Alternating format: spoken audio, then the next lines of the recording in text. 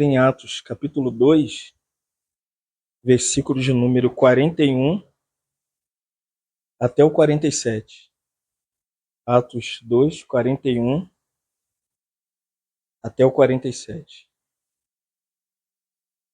Mateus, Marcos, Lucas, João, Atos. É bem dizer o quarto livro, né? Ou o quinto, né? É o quinto livro do Novo Testamento. Atos, capítulo 2, 41 ao 47.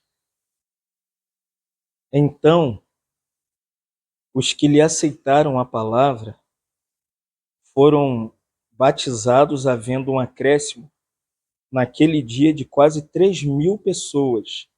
42. E perseveravam no ensinamento dos apóstolos e na comunhão, no partir do pão e nas orações. Em cada alma havia temor, e muitos prodígios e sinais eram feitos por intermédio dos apóstolos. Todos os que creram estavam juntos e tinham tudo em comum. Vendiam as suas propriedades e bens, distribuindo o produto entre todos à medida que alguém tinha necessidade. Diariamente perseveravam unânimes no templo, partiam o pão de casa em casa e tomavam as suas refeições com alegria e singeleza de coração, louvando a Deus e contando com a simpatia de todo o povo. Enquanto isso, acrescentava-lhes o Senhor, dia a dia, os que iam sendo salvos. Obrigado, Senhor. Obrigado pela graça do Senhor derramada sobre nós, pelo tempo que podemos te adorar em espírito e em verdade. Agora pedimos que o mesmo Espírito que nos conduziu em adorar o Senhor, agora nos conduza na Tua palavra nessa manhã. Pedimos que o Senhor ilumine o nosso coração, ilumine os olhos do nosso coração para que a Sua palavra seja glorificada entre nós. Nós pedimos em nome de Jesus. Irmão, nós temos olhado um pouquinho para o livro de Atos, né? E eu nem sei mais em que sequência a gente está, né? Mas eu sei que os irmãos estão no capítulo de número 8. Estão no capítulo de número 10. Vocês estão bem avançados. Eu ainda estou no capítulo 2. Mas é interessante que o livro de Atos ele não terminou. Atos dos Apóstolos ainda continua. Por que os Atos dos Apóstolos ainda continuam? Porque, na verdade, os Atos não são dos apóstolos. Os Atos são daquela pessoa gloriosa que nós falamos ontem. É os Atos do Espírito Santo. Nós falamos quem é o Espírito Santo. Ele é uma pessoa. Aquela pessoa que tem uma mente, que tem uma vontade, que tem uma emoção. E essa pessoa, ela foi prometida desde todo o Antigo Testamento. E houve um momento em que essa promessa foi ratificada pelo próprio Filho de Deus, em Atos 1:8. Mas recebereis poder ao descer sobre vós o Espírito Santo. E o Espírito Santo vai falar da comissão dos que iriam recebê-lo. Qual é a comissão? Vós sereis as minhas testemunhas. Então, todos aqueles que estavam ali naquele dia, que recebem o batismo do Espírito Santo, Atos 2, versículo 1 a 4, diz que estavam todos reunidos no mesmo lugar. De repente veio do céu, como um vento impetuoso, e encheu toda a casa onde estavam reunidos. E começaram todo mundo a falar em outras línguas. E naquele momento em que o próprio Espírito Santo vem, como esse Espírito prometido de Atos capítulo 1, versículo 8, esse Espírito vem, qual é o propósito do Espírito vir? Primeiro, é que agora ali, a partir de Pentecostes, está colocando um fim à Babilônia, a Torre de Babel, de Gênesis capítulo 11, se lembra? Eles queriam construir uma torre para alcançar o céu, e a Trindade desceu. Vamos descer e vamos confundir as suas línguas. A partir da Torre de Babel, havia confusão em toda a terra. Ninguém entendia as línguas, mas depois de Atos 2, todas as línguas agora são inteligíveis. Por isso que no dia de Pentecostes, Lucas, na sua narrativa, diz: Será que você não entende que o que está falando o Medo a gente está se entendendo? O persa a gente está entendendo? O da Mesopotâmia, o da Capadócia, irmão? O grande fator do derramamento do Espírito é que acabou a confusão, amém? Acabou a dificuldade de nos entendermos. Se o Espírito Santo, como esse agente que nós falamos ontem, se lembra que nós falamos? Agente na criação, agente na regeneração e agente na santificação. Esse Espírito tem como comum acordo elucidar a confusão. Ele termina com a confusão. Só que o Espírito Santo, ele não usa um animal. Ele não usa cavalo, ele não usa zebra, ele não usa o cachorro. Ele tem que usar homens. E todo mundo não está entendendo o dia de Pentecostes. Ninguém entendeu o que aconteceu. Então alguns falaram, olha, essa hora do dia, quase meio-dia, vocês estão embriagados. E aleluia pela palavra. Pedro se levanta a partir de Atos 2 e diz, não, o que está acontecendo aqui foi profetizado em Joel capítulo 2, versículo 28 a 32. Qual é a profecia de Joel no Antigo Testamento? Que nos últimos dias Deus derramaria do seu Espírito sobre toda a carne. E ali você tem o cumprimento da vinda daquela pessoa gloriosa que falamos ontem, que tem sentimento, que tem uma alma, que é o nosso Paracletos, que é o Espírito da verdade, que é aquele Espírito que nos santifica, que é a unção que nos guia. Agora Pedro se levanta. Olha, vocês entenderam errado. O Espírito veio para que vocês conheçam Jesus. Qual é a função da obra, do ministério do Espírito Santo no dia de Pentecostes? É glorificar Jesus, irmãos. Por isso que Pedro se levanta e diz, vocês mataram o Filho de Deus. Foi na Páscoa que Jesus morreu. Pentecostes é 50 dias depois da Páscoa. Jesus morreu na Páscoa. E é depois da Páscoa que o Senhor ressuscita, ele ascende aos céus, ele é glorificado, ascendido e derrama o Espírito. Quando o Espírito vem, Pedro prega sobre quem? Exalta o Espírito? Não, porque o Espírito exalta Jesus. A função do Espírito Santo é colocar Cristo diante de nós e falar, olha para Jesus, contempla Jesus, a glória de Jesus, as maravilhas de Jesus, irmão. Por isso que você não pode olhar para o Pentecoste sem a figura principal do dia de Pentecostes. Não é o Espírito. O Espírito vem para exibir Jesus. E Pedro diz, vocês mataram o Filho de Deus, mas Deus não deixou ele na morte. Deus o ressuscitou. E naquele momento em que eles entenderam que a mensagem pregada por Pedro enfatizava a encarnação de Jesus, o viver humano de Jesus, a morte de Jesus e a ressurreição de Jesus, eles ficaram em trevas. Porque quem matou Jesus, irmão? Foram eles. Foram aqueles judeus no dia de Pentecostes. E perguntaram a Pedro e aos demais apóstolos. Em Atos capítulo 2, versículo 37, eles perguntaram, que faremos, irmãos? A grande pergunta é essa. O que você vai fazer diante de tamanha atrocidade em que eles tinham acabado de pedir que Barrabás fosse solto e o Filho de Deus fosse crucificado? E Pedro dá a resposta no versículo 38 de Atos 2. Pedro diz assim, arrependei-vos e cada um de vós seja batizado em nome de Jesus para que os vossos pecados sejam cancelados e recebereis o dom de quem? Do Espírito Santo. Porque a obra do Espírito Santo, o ministério do Espírito Santo, o Espírito Santo exibe Cristo. É Cristo que salva, é Cristo que busca, é Cristo que redime. E naquele mesmo instante, olha o versículo 41 que nós lemos. Então, os que aceitaram o quê? A palavra, irmão. Aleluia.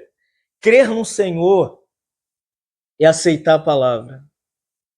O que é crer em Jesus? Está aqui, versículo 41.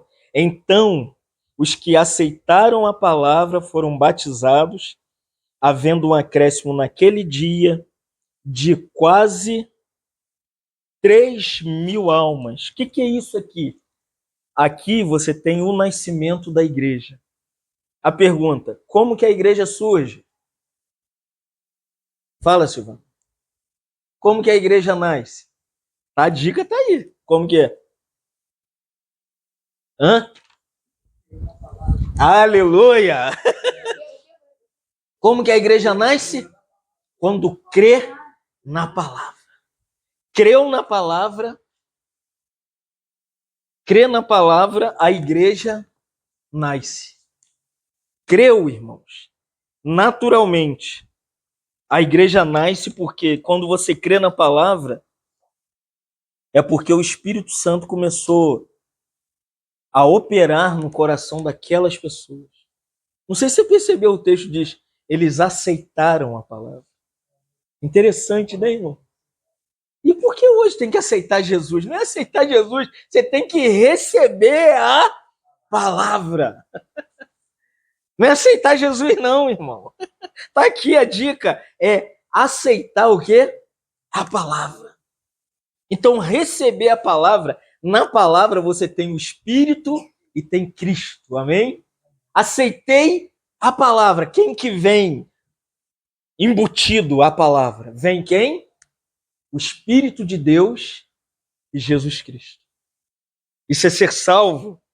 E 4 coisas definem, para a gente resumir, essa igreja. Olha o versículo 42. Eles perseveravam, irmãos.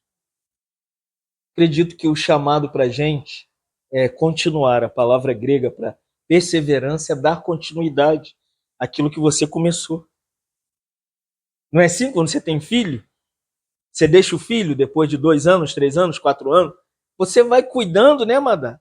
Até adulto, e depois de adulto você ainda cuida como filhinho, né, irmão? E tá ali. Aí fica velho e você tá com ele do lado.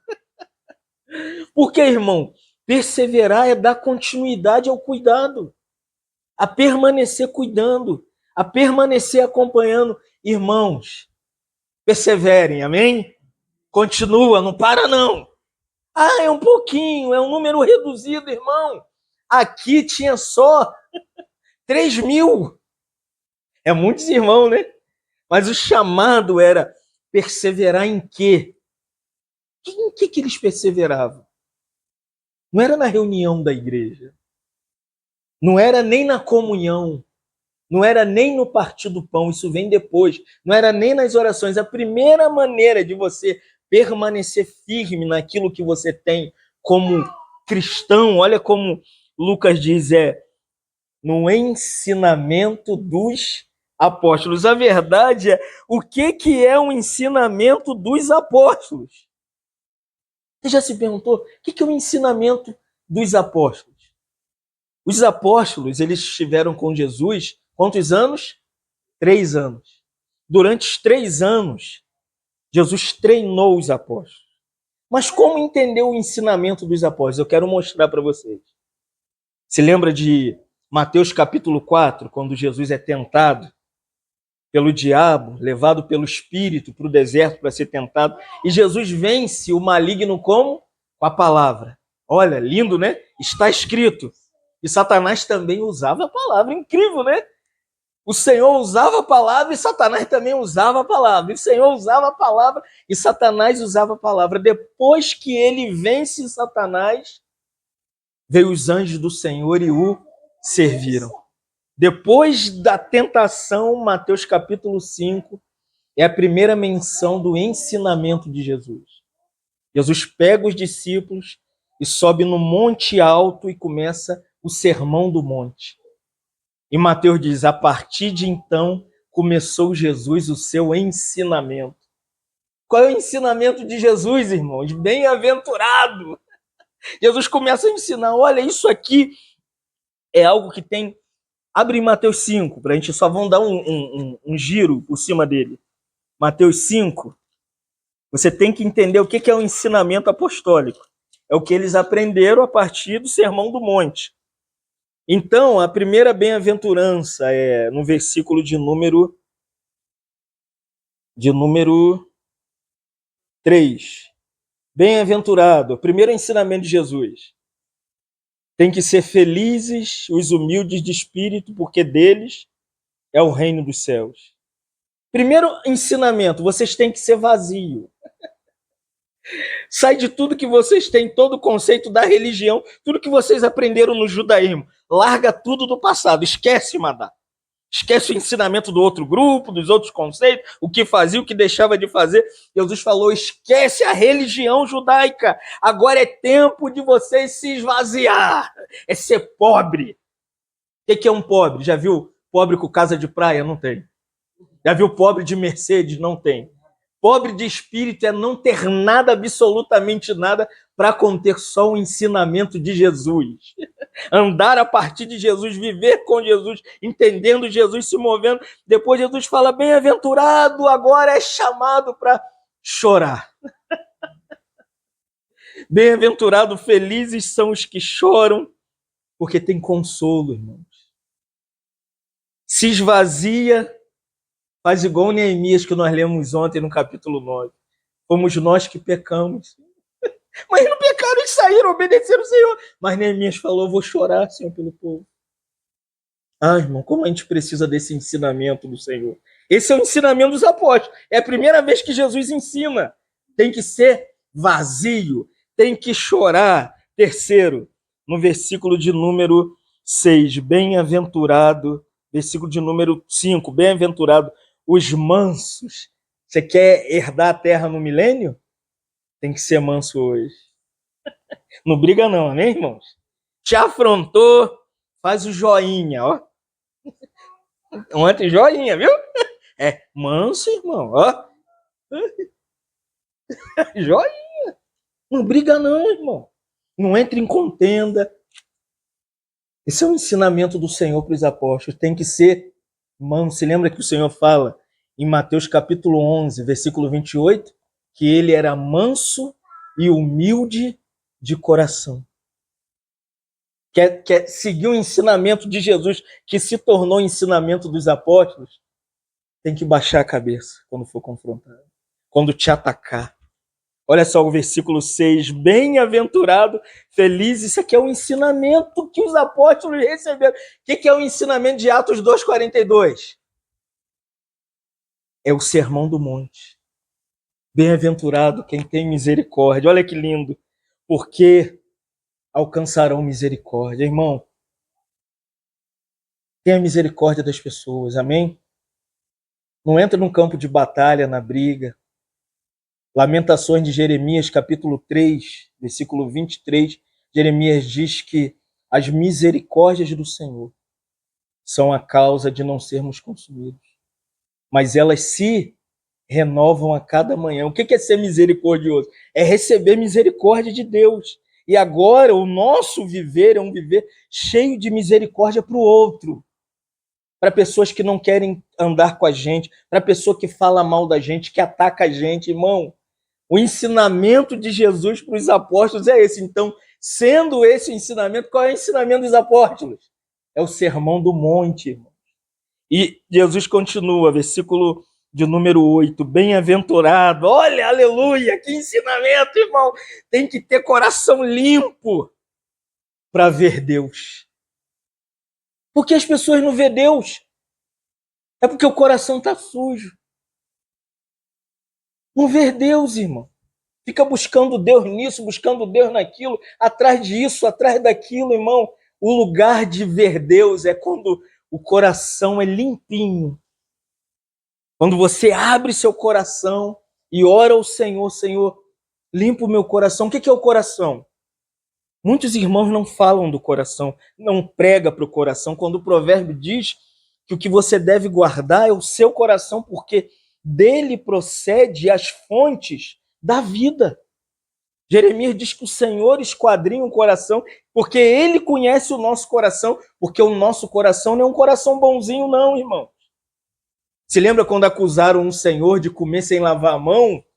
Os discípulos de João Batista, os fariseus, comem sem lavar a mão.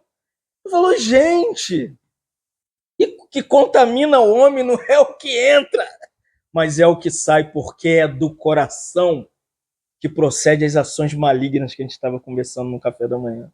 É lá que está o assassinato, o adultério, o homicídio. Irmãos, tem muitos irmãos reunindo com o coração sujo.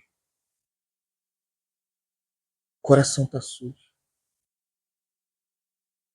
Jesus nos convida e a entender aqui que ele está nos ensinando. Ele continua, versículo de número 9.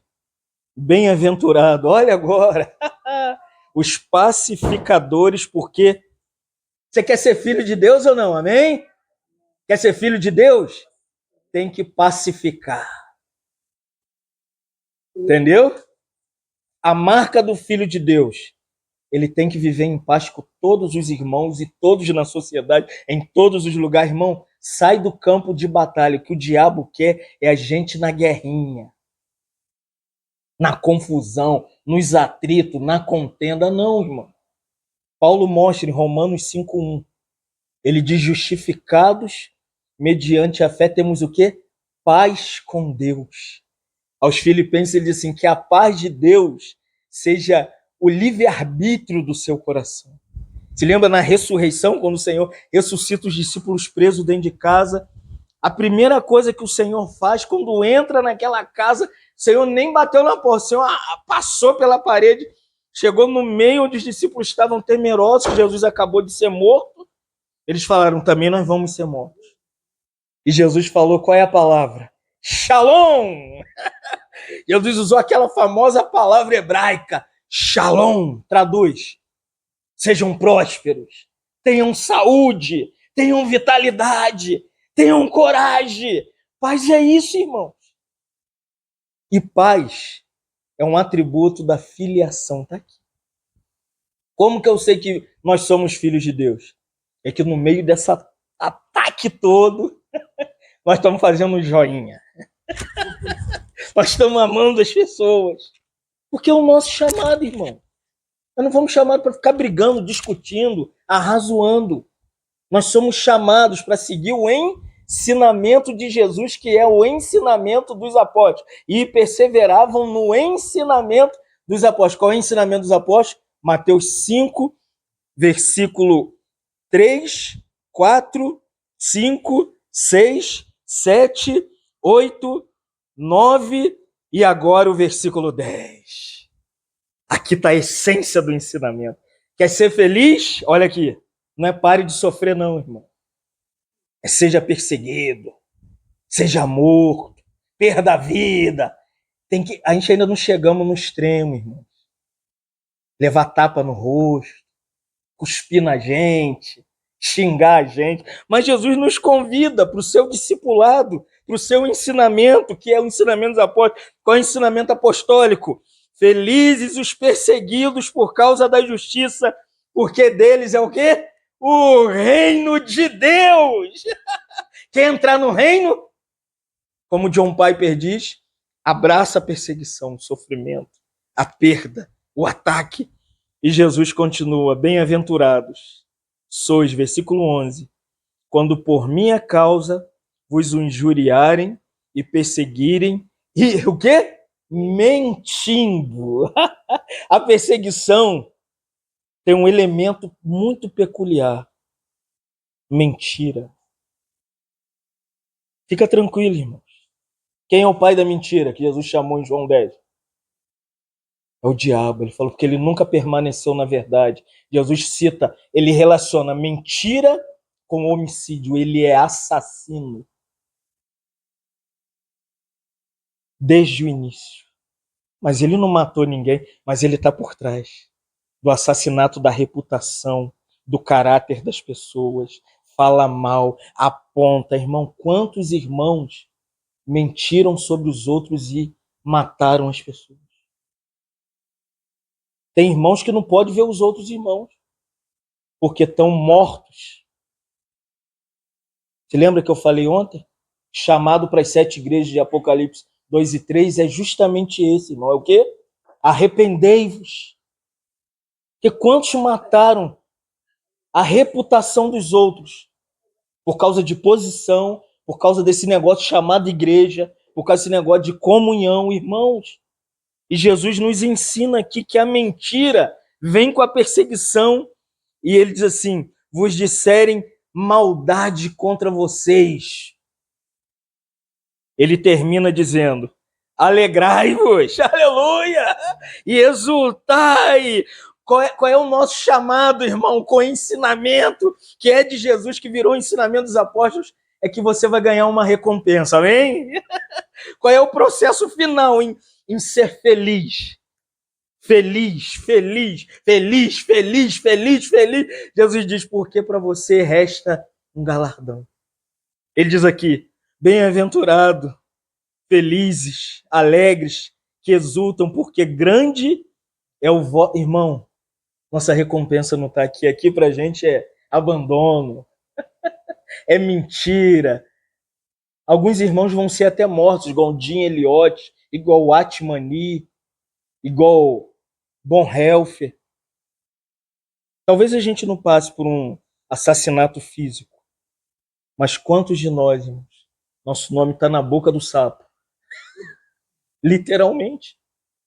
Ou numa linguagem mais acadêmica, está na boca do povo. Mas a nossa recompensa não está aqui, amém? O galardão está nos céus. Se Jesus diz assim: pois assim perseguiram aos... Quem que perseguiu? Só tem perseguição para quem aceita a palavra. Quem é o profeta? É quem Jezabel quer calar. Jezabel, Jesus falou, o ministério de Jezabel é calar os profetas. Assim mataram os profetas. Então o ensinamento é esse, resumidamente. Que ali é o primeiro momento em que Jesus ensina os discípulos que vão virar os apóstolos, que vão ser comissionados, que vão cuidar de pessoas, que vão virar igrejas e que vão estabelecer o testemunho do Senhor em toda a terra. Mas é o caminho que ele dá, e ele diz que esse ensinamento, aqui está a confusão, as pessoas acham que a gente tem que ter comunhão. Comunhão sem ensinamento é impossível. Como que você vai ter comunhão com quem não quer aprender, irmão? Acha que ser cristão é isso? Não, tem que ser limpo de coração, tem que ser pobre, tem que ser manso. Como que você vai reunir com uma pessoa que está fazendo guerra todo dia? Eu estou certo, você está errado. Ele não tem nada do ensinamento de Jesus, que é o ensinamento dos apóstolos. E como você vai ter comunhão? Porque 1 João 3:4, o apóstolo João diz assim: nós temos visto e ouvido e anunciamos a vocês que vocês mantenham comunhão conosco. Mas como que é? Eu preciso ter comunhão. Só tem um nível de comunhão. João diz assim: a nossa comunhão, primeiro, é com o Pai e com o seu Filho, Jesus Cristo.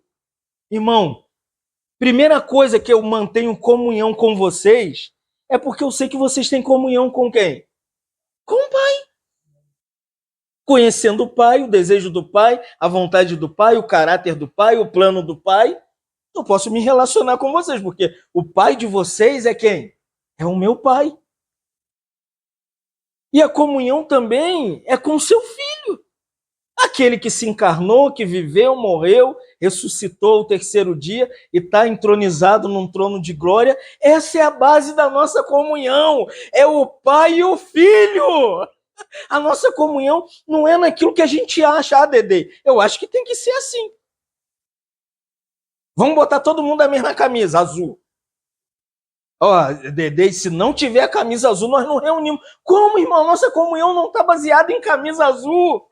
Nem camisa verde, nem camisa preta, nem uns irmãos. O irmão falou assim: Fábio, eu acho que vou começar a ministrar de chinelo. Não, irmão, bota um tênis e uma calça. Eu que sinto muito calor. Mas comunhão não tem nada a ver com quadradinho, com formatação, com organização. O que é comunhão? É o Salmo 133. Lembra do Salmo 133? Davi diz: quão bom e agradável que os irmãos vivam em quê? Em união. União é o quê? Comunhão. Mas como que é a comunhão? Como que começa a comunhão? É pelo Espírito Santo. É como o óleo precioso que desce, da onde? Da cabeça de Arão, passa pelas barbas, a gola das suas vestes, toma todo o corpo. Irmãos, a comunhão tem que começar pela cabeça, pelo Pai de Jesus e Cristo, que é o cabeça da igreja. A nossa comunhão não começa que eu estava escondido ali no meio do mato e falei, eu estou com um sentimento, irmão, é porque nessa manhã, dentro desse quarto tão gostoso, geladinho, pela madrugada eu fui ao encontro dele. Falei, o que o Senhor quer que eu fale? Como que é? Me guia. Sou tão imaturo, tão confuso, Senhor. E está aqui, irmãos. O Senhor nos guiando. O Senhor, nos direcionando, porque assim desce o óleo precioso, irmão. Quem é o óleo do Salmo 133? É o Espírito de Deus. É Ele. Então a nossa comunhão, ela não é arbitrária, não criamos comunhão. A comunhão é porque todos os irmãos, Atos 2,41 diz assim, então quem aceitou a palavra foi acrescentado à igreja. Por que eu tenho comunhão? Porque todos os irmãos que aceitaram a palavra são da mesma igreja que a minha. Na mesma língua. Ou numa linguagem teológica, temos a mesma fé. Só o Dedê eu acho que eu conheço há 30 anos. Fiquei até barrigudo, Dedê. Estamos todos no bonde dos barrigudinhos agora. Irmão, por que, irmãos? As pessoas acham que comunhão, a gente tem que ter um adestramento, tem que estar aqui debaixo do mesmo. Não, a comunhão está baseada, primeiro, na mesma fé. Segundo, Efésios 2,19 diz assim, agora não somos mais estranhos. Paulo diz assim, mas somos da família de Deus. Somos corpo, e assim bem ajustados, totalmente ligados, unidos, irmãos, vivendo o quê? Uma família, irmãos. Tem problema na sua família? Na minha tem um monte. Tem problema de cunhado, tem problema com o irmão, tem problema em toda a família. Só porque tem problema na família, vão colocar a gente pra fora, imagina, irmão. Começou o problema na minha casa. Aí meus irmãos falam, vocês não são mais daqui não. Não, mas eu tenho um sobrenome de vocês. Não, não tem mais não. Nós vamos riscar o seu nome. Não tem como, irmãos. O Atmani foi chamado e falaram assim, irmão, esse irmão causa muito problema. Eu acho que ele não é irmão, não. Irmão Ani era muito espiritual, né? Irmão Atmani falou assim, muito problema, muito problema. Vamos ter comunhão. Aí na comunhão o Atmani falou, mas quem salvou ele? Aí os irmãos falaram, foi o Senhor. Quem colocou ele na família? Foi o Senhor. Então pede o Senhor ele para tirar da família. Falou, é impossível. Deus não tira ninguém da casa dele. Aí o Atmani falou, então quem exclui é vocês. Nossa. Somos família, amém, irmãos? Paulo diz que somos da mesma família. Por isso nós podemos partir o pão. Por que a gente parte o pão? Porque eu recebi do Senhor, Paulo diz, porque eu também vos entreguei, que o Senhor, na noite que foi traído, partiu o pão sendo traído. Judas estava ali. Sabia disso? Quem estava no partido do pão? O tempo inteiro Judas estava ali. E Jesus vai dando dica, né?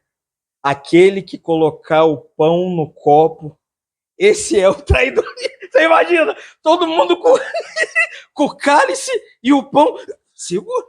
A mão. De repente, quem colocou? Judas. Imagina. Os traidores sempre estiveram junto com a gente. E Jesus diz assim, ele tomou o pão e tendo dado graças, 1 Coríntios 11, 23 a 26, partiu o pão e disse, este é meu corpo que é dado por vós, fazei isso em memória de mim, por semelhante modo, depois de haver ceado, tomou também um cálice, dizendo: este cálice é o cálice da nova aliança no meu sangue. Fazer isso todas as vezes que o bebedes, porque todas as vezes que o bebedes desse cálice e comerdes esse pão, anunciais a morte do Senhor até que eu venha. Por que a gente parte o pão? É porque na mesa eu lembro de Jesus. A mesa me faz recordar que Jesus encarnou, que ele viveu e ele morreu em meu lugar. Na mesa eu me alimento de Cristo. A mesa não é um dogma religioso, sacramental, que me deixa temeroso. Na mesa, João 6,35, Jesus declara: eu sou o pão vivo, o pão da vida. O que vem de mim, o que vem a mim jamais terá fome, o que crer em mim jamais terá sede. A mesa é para te alimentar de Cristo, te encher dele, desfrutar dele. Vai à mesa, irmãos. Continua perseverando no ensinamento de Mateus 5, 3-13, que é o ensinamento apostólico. Sejam felizes, amém? Viva feliz, irmão. Feliz na sua casa, feliz no seu casamento, feliz na criação dos seus netos, feliz no sofrimento. Quando você estiver lá cabisbaixo, você fala: Senhor, tu ainda é minha felicidade. Não é isso? Surge um gozo, porque essa é a nossa comunhão. É daí que vem a comunhão que eu falei do Salmo 133, ou de 1 João capítulo 1, versículo 3 e 4, que é a comunhão mais básica do Pai com o Filho, que nós entramos nessa comunhão. E por fim, termina com o quarto elemento. E eles reuniam para orar. Amém, irmão? Não deixe de orar, amém? Reúnem para orar. Chama irmãos de outros grupos. Uma coisa que os grupos cristãos gostam é de orar. Abre sua casa, chama irmão de lá, irmão de cá, faz uma reunião de oração e deixa o Espírito visitar vocês, irmão. O que tem acontecido, porque tanta briga, tanta picuinha, é porque não demos mais liberdade ao poder da oração na igreja. Se der lugar à oração, irmão, acaba a contenda, acaba a picuinha, acaba a discussão, acaba a divisão, acaba sectarismo. Dá lugar à oração. Por isso que antes do Espírito ser derramado, o texto diz em Atos 1,14 assim: todos estavam unânimes em oração. As mulheres, primeira menção da oração, não é de hoje, porque o homem não gosta de orar não, irmão. A gente gosta de ler teologia, ficar analisando. Quem gosta de orar é as irmãs. Amém, irmãs? Reúne e chama os irmãos. Tem reunião de oração. Faz o banner da oração. Bota lá. Tem que estabelecer dia, porque a nossa alma não gosta de orar. A gente não gosta de orar, não. Te acorda de manhã igual um trem-bala. Acorda com a vassoura. Acorda com a pá. Você acorda desesperado. E Deus está todo instante esperando a gente para ter comunhão. Mantenha as reuniões de oração de pé. Orar. Vendo os testemunhos da irmã Patrícia, lá dos irmãos da igreja de Cabo Frio, eu caí em pranto. Hoje a igreja não quer orar. E como você exclui alguém que só quer orar? Orar nem a nossa vida, nem a nossa maneira de contatar com Deus. Primeira coisa, Deus fala comigo pela palavra, mas eu só posso falar com Deus pela oração, irmão. Quando corta o fruir da vida da igreja em oração, cortou a comunhão dos irmãos, cortou o partir do pão e o ensinamento foi para o vaso. Então ore, irmãos. Reúna para orar. Como que ora? Orando. Não existe forma, é de joelho? Não. É de pé? Não. É jogado no chão? Não. É do jeito que Deus te conduzir. Amém? Eu gosto de joelho. E agora eu estou com uma nova prática. Botar a cabeça bem mesmo assim no chão, ficar com a cabeça bem vermelha. A gente sacrifica por um monte de coisa. Por que a gente não bota a testa no chão? Fazer igual o Tiago menor, que tinha o joelho de camelo. Olha pro joelho. É que joelhão bonito. A gente não consegue ficar uma hora. Eu fico uma hora. Irmãos, saudade que eu tenho da minha juventude.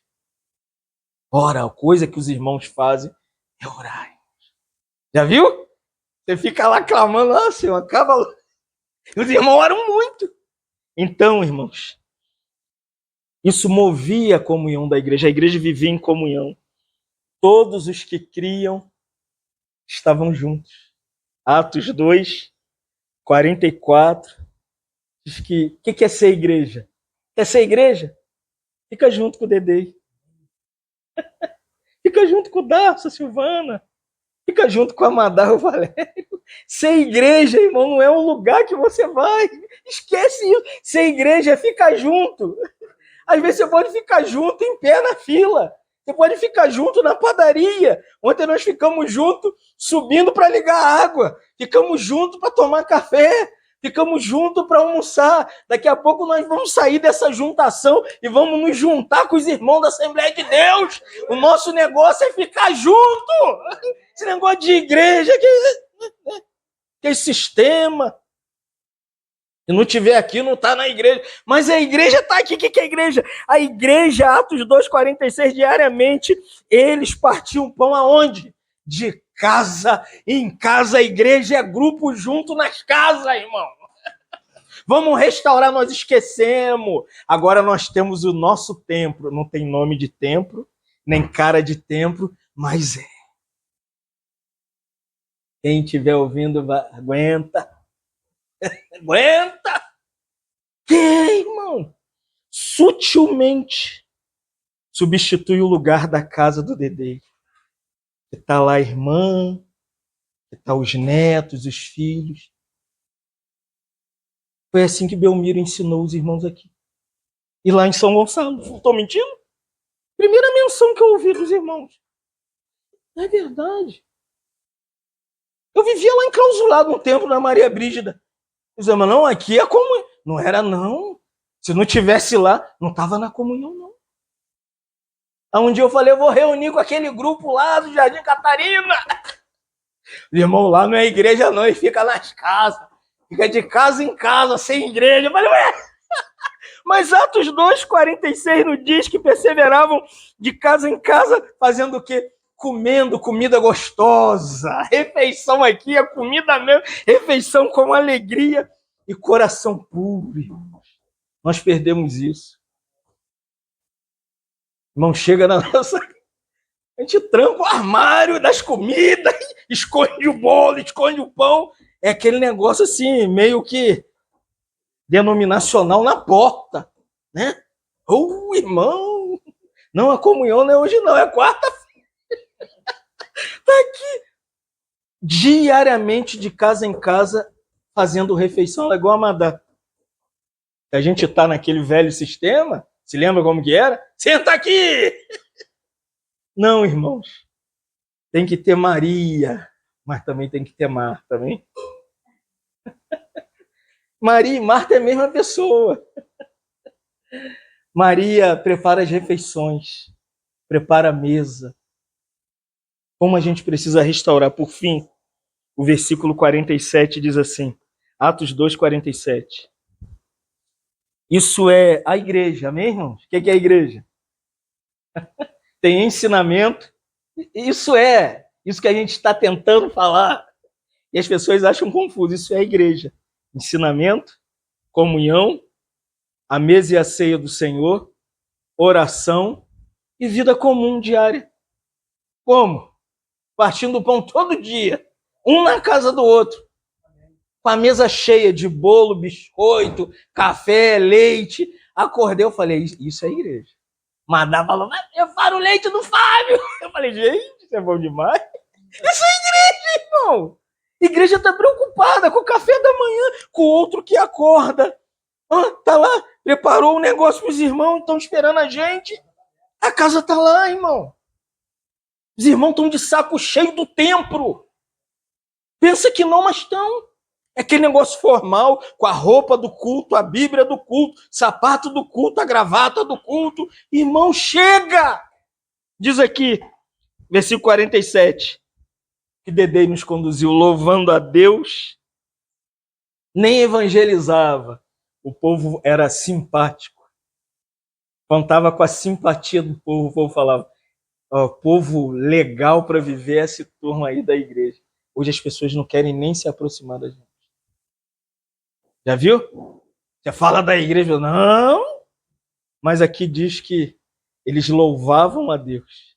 Louva bastante, canta bastante. Faz igual Paulo e Silas na prisão. Levando cacete, amarrado mãos e pés. Ali eles defecavam, ali eles urinavam, ali eles comiam.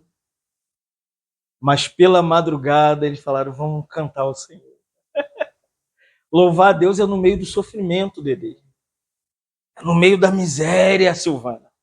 Da escassez, da perda, da falta de dinheiro, irmão. E Paulo e Silas louvaram a noite toda. E as cadeias, quer ser liberto, não vai no culto da libertação, não. Melhor culto de libertação é louvar, louva, faz igual o Dedê. Dedê já veio com a canção, já vai com a canção, com a oração, e pá! E nós fomos libertos, irmão. As cadeias quebram, nosso ser é liberto. Louvor liberta. Porque Deus habita nos meios dos louvores. Quando Deus é adorado, irmãos. É isso que Deus busca. Deus está cheio de formalidade. Chega, irmãos. Diz aqui, caía na simpatia de todo o povo. Ponto. Enquanto isso, acrescentava-lhes o Senhor os que iam sendo salvos. Vocês creem nisso, irmãos? O Senhor pode acrescentar muitos irmãos? Só viver como igreja. Como? O ensinamento, a comunhão, parte o pão, ora, dá testemunho público, seja alegres, felizes, abra sua casa, faz uma refeição gostosa, quer atrair pessoas. Sabe o que hoje os grupos não fazem? Não chama ninguém para comer na casa do outro. Isso aqui é chamado de festa do amor. As refeições eram de fato igual nós fizemos aqui. Não viu? A mesa entrou junto com a comida. Tiramos a comida, a mesa entrou. Que é muito formal, que o pastor está aqui. E que para com isso, irmão. A gente é chamado para fazer a nossa casa uma pequena igreja. Você imagina o seu lar mais aberto. Imagina a sua casa mais aberta, a sua casa mais aberta, a sua casa mais aberta, a minha casa mais aberta. Irmão, vai ficar cheio de pessoas querendo aceitar a palavra, amém? Então abra sua casa para que as pessoas aceitem a palavra. Te louvamos nessa manhã. Agradecidos por esse modelo tão simples da igreja, que às vezes nós esquecemos que a igreja é um grupo que se reúne para estudar a Bíblia e através da palavra temos comunhão. E essa comunhão gera um sentimento de partirmos o pão e de orarmos, Senhor, tem misericórdia de nós, Senhor. Não queremos a forma da igreja, mas queremos essa igreja simples de Atos 2:42. Nos livra dessa estrutura, essa organização que substituiu a igreja, que tirou a igreja do coração dos crentes. Inclusive nós, Senhor, nos perdoa. Perdoa-nos, Senhor. Nos arrependemos nessa manhã. Queremos voltar à simplicidade da igreja. Queremos viver em cada casa que abrir. Fazer churrasco com os irmãos. Ter um almoço para os irmãos. Queremos jogar bola com os irmãos. Abrir a nossa casa com piscina. Nos livra, Senhor, dessa religião que virou a igreja. Tem misericórdia de nós, Senhor. Queremos a simplicidade da igreja de novo. Faz de novo entre nós. Traz de novo essa simplicidade de igreja de casa em casa. Oh Deus, restaura essa igreja. Faz isso em nós. Que nós oramos nessa manhã, Senhor. Agradecidos em nome de Jesus. Amém.